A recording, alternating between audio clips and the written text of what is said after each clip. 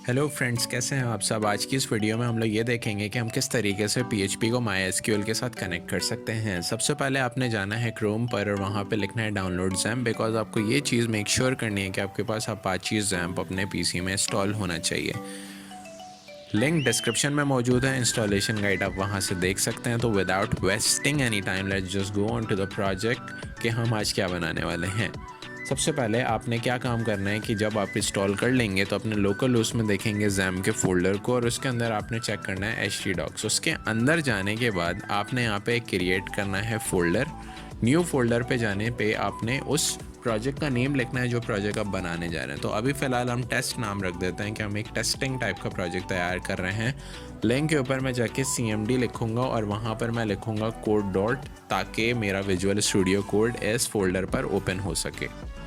तो जैसे आप देख सकते हैं कि विजुअल स्टूडियो कोड मेरा ओपन हो चुका है टेस्ट वाले फोल्डर के अंदर। सबसे पहला काम जो बहुत ज़रूरी है यहाँ पर वो ये है कि आपने क्रिएट करनी है एक फ़ाइल जिसका नेम होगा index.php। और दूसरा मोस्ट इम्पोर्टेंट काम आपने यहाँ पर रखनी है एक बॉयलर प्लेट, और यहाँ पे एक सैम्पल टेक्स्ट रख देते हैं जो होगा टेस्ट वेबसाइट। ओके, सही है जी। टेस्ट वेबसाइट अब ये बन चुकी, और सबसे पहली चीज़ जो आपने इम्पोर्टेंट जो करनी है वो करना ये है कि XAMPP कंट्रोल पैनल अपने सर्च बार में लिखना है, और वहाँ पर जाने के बाद दो चीज़ों को स्टार्ट करना है, अपाची और MySQL। ये दो सर्विस स्टार्ट होने के बाद ही आपकी वेबसाइट चलेगी, वरना ये नहीं चलेगी। तो ये मोस्ट इम्पॉर्टेंट थिंग है, ना भूलिए कि ये बंद हो। स्टार्ट कर लीजिए इसे।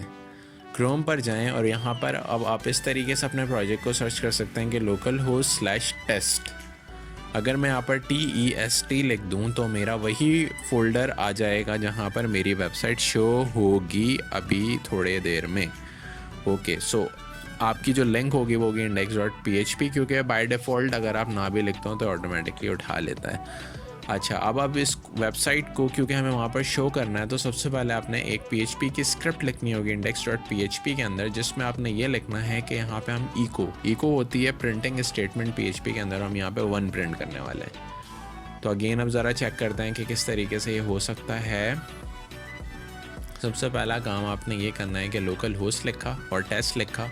टेस्ट दबाते साथ इसने डिफ़ॉल्ट index.php को उठाया, ये वो टेक्स्ट आ गया जो मैंने अपने फ़ाइल में लिखा था। दैट मीन्स कि आपके index.php की फ़ाइल बिल्कुल ठीक काम कर रही है। सेकंड थिंग, अब आपको क्रिएट करना है एक MySQL का डेटाबेस।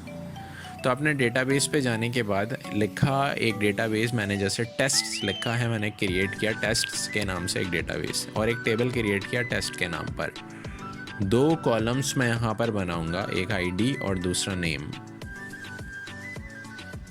और यहाँ पर इंटीजर वैल्यू को मैं सिलेक्ट कर लूँगा 20, और second data type variable character में मैं सिलेक्ट कर लूँगा 20। सेव के बटन पे क्लिक करें और ये आपका टेबल तैयार हो गया।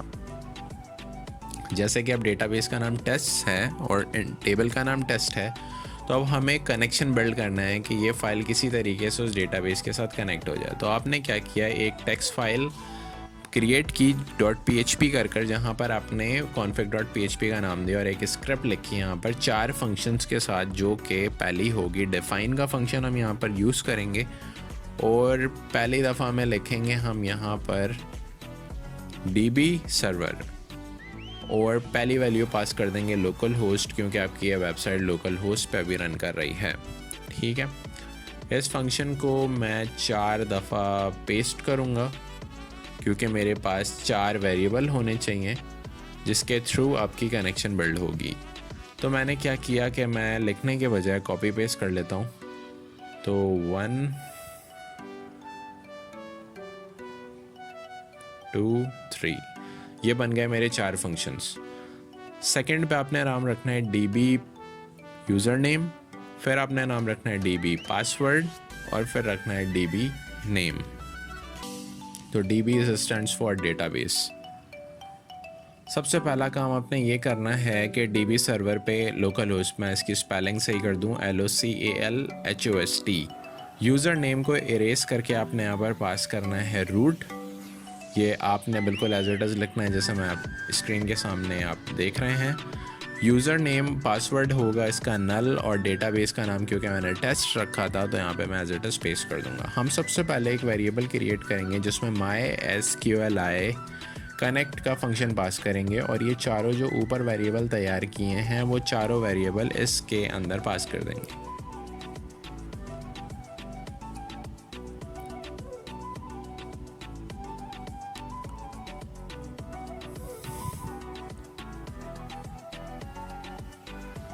तो सबसे पहला हमने ये देखा कि DB server, DB user name, DB password और DB नेम, ये चारों वेरिएबल हमने एक पैरामीटर में पास कर दिए, और इसके बाद हमने एक कंडीशन बनाई। इस कंडीशन में हम ये देखेंगे कि अगर हमारा कनेक्शन बिल्ड हो गया है तो ये ट्रू प्रिंट कर दे, वरना ये फॉल्स प्रिंट कर दे। तो इफ़ स्टेटमेंट में मैंने एक वेरिएबल कनेक्ट को पास किया वैल्यू ट्रू के साथ कि अगर ये ट्रू होती है तो आपने प्रिंट कर देना है ट्रू, और अगर ये कनेक्शन बिल्ड नहीं हुआ है तो आपने प्रिंट कर देना है फॉल्स। तो ये बन गया आपका स्क्रिप्ट। बस इस छोटे से स्क्रिप्ट से आपका कनेक्शन बिल्ड हो जाता है PHP और MySQL के अंदर। नाउ अब क्या चीज़ जो बहुत ज़्यादा ज़रूरी है वो ये है कि चेक कर लें कि ये काम भी कर रहा है या नहीं। तो मुझे इसको करना है रिफ्रेश। पहले मैं लिखूँगा localhost/test। ये अभी काम नहीं कर रहा है, इसमें देखना पड़ेगा कि क्या इशू है। और इशू मुझे मिल गया कि index.php के अंदर हमने config.php की फ़ाइल को इंक्लूड नहीं किया। तो सबसे पहला काम मैं यहाँ पर ये लिखूँगा कि require once, और मैं config.php को यहाँ पर लिख दूँगा, जिसकी वजह से config.php का सारा कोड एक तौर से इनहेरिट हो जाएगा इस वाली फाइल index.php में, और आपका कनेक्शन बिल्ड हो जाएगा। मैं अब ज़रा इसको रिफ़्रेश करूँ तो आप देख सकते हैं ट्रू वैल्यू प्रिंट होना शुरू हो गया। दैट मीन्स कि आपका कनेक्शन प्रॉपरली बिल्ड हो गया PHP और MySQL का। सो दोस्तों ये थी आज का वीडियो, और अगर आपको ये वीडियो पसंद आई हो तो please hit the like button और सब्सक्राइब ट्यूटोफाई। थैंक्स।